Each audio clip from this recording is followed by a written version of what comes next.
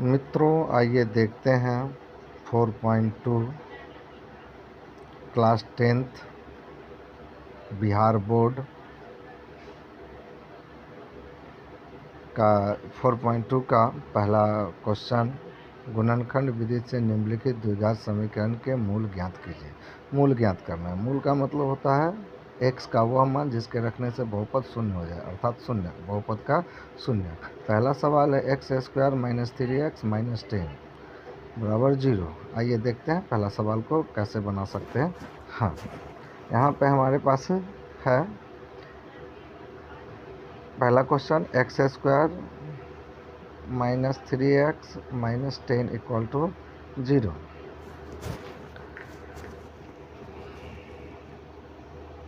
मध्य पद है 3x, तो हमको a और c को गुना करना है। a और c को गुना करना है। गुणनफल को इस तरह से एडजस्ट करना है कि मध्य पद -3x आ जाए। यहाँ a = है 1 और c = है -10, तो 1 गुने -10, तो गुणनफल आया हमें -10।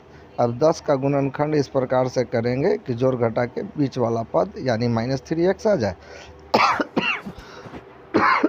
सॉरी, 3x लाने के लिए 5x - 2x करते हैं, तो 5x - 2x minus plus 2x, तो इस तरह से हमें मिला -5x + 2x। तो इसी को बीच में पुट कर देते हैं मध्य पद के जगह पे, दो भागों में -5x + 2x, क्योंकि हमें -3x लाना था।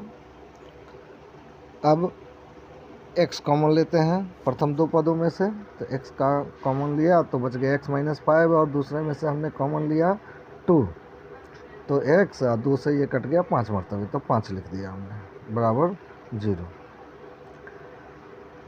अब x - 5 कॉमन लेते हैं, तो प्रथम पद से x बचता है, दूसरे पद से +2, दोनों को गुणनफल करके 0 आता है। इसका अर्थ है कि दोनों में से एक जरूर 0 होगा। तो हम बोलते हैं यदि प्रथम पद x - 5 बराबर 0 हो तो x बराबर +5, यदि x + 2 बराबर 0 हो तो x बराबर -2। इस तरह से हमें दोनों उत्तर मिल गए। ये दोनों समीकरण के हल हुए, या यूँ कह ले मूल हुए। चलिए दूसरा प्रश्न देखते हैं। दूसरा प्रश्न क्या है? हमारे पास दूसरा प्रश्न है 2x² + x - 6 बराबर 0। अब प्रथम पद से a और लास्ट अंतिम पद से c का गुणनफल हम लिखते हैं, प्राप्त करते हैं। तो a × c = हमें मिलता है, a = 2 है और c = -6 है, तो a × c मिलता है हमें 2 गुने -6 बराबर -12। अब 12 का गुणनखंड करते हैं, और इस तरह से गुणनखंड को एडजस्ट करेंगे कि हमें मध्य पद आ जाए।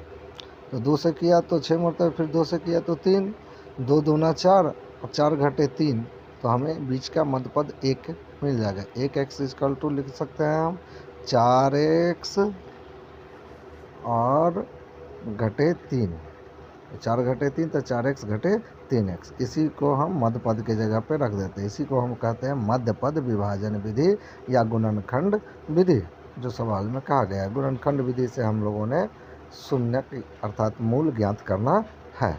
हमने लिख दिया 2x² + 4x - 3x - 6 बराबर 0।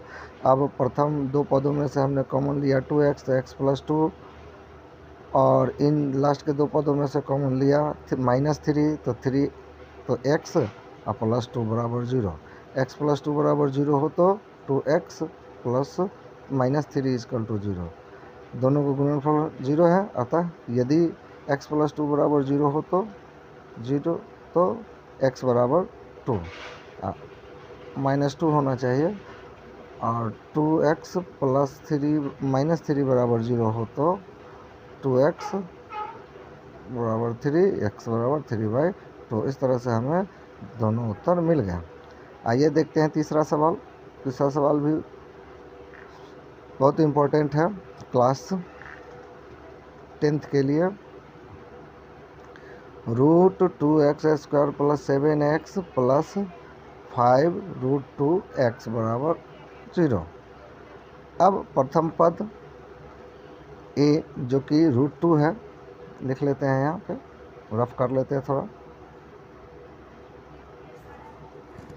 रफ करने से हमें सही ज्ञान मिलते रहता है, करके देखना चाहिए। ए गुने सी, तो ए आपका √2 है, सी 5 √2 है। हम जानते हैं √2 को √2 से गुना करते हैं तो 2 होता है, और गुने 5, 5 दूना 10, गुणनफल 10 आया। 10 का गुणनखंड करते हैं तो 2 गुने 5 मिलता है। हम देखते हैं 7x की जगह लिख सकते हैं 5x जोड़ 2x, जो कि गुणनखंड से आता है। इसी चीज़ को हम मध्य पद के जगह पे रख देंगे। तो मध्य पद के जगह पे रखते हैं √2x² + 7 है तो 7 को लिख देते हैं 5x जोड़ 2x, जो गुणनखंड करने से आया था हमें, और 5 √2 बराबर 0। अब यहाँ पे √2x कॉमन लेते हैं, x तो √2x + 5, और इसमें से √2 कॉमन लेते हैं तो हमें पहला प्रथम पद से √2 को निकल गया तो x बचा। देखिए 2 में 2 √2 होता है, तो 1 √2 हमने कॉमन लिया तो 1 √2 बच गया, और x बच गया तो x लिख दिया, प्लस 5 √2 में से √2 कॉमन लिया तो 5 बचा। अब √2x + 5 कॉमन लेते हैं तो प्रथम पद से हमें x बचा और दूसरे पद से √2 बचा बराबर 0। यदि √2x + 5 बराबर 0 हो तो √2x बराबर -5।